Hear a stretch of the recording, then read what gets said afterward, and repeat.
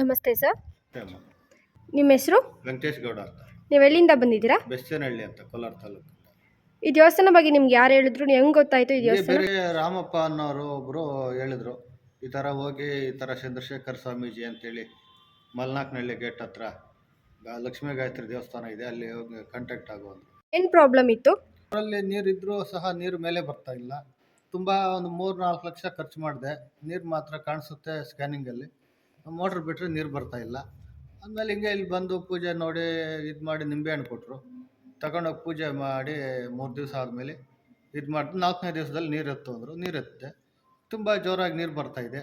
ಚೆನ್ನಾಗಿ ನಾನು ಬೆಳೆ ಮಾಡ್ತಾಯಿದ್ದೀನಿ.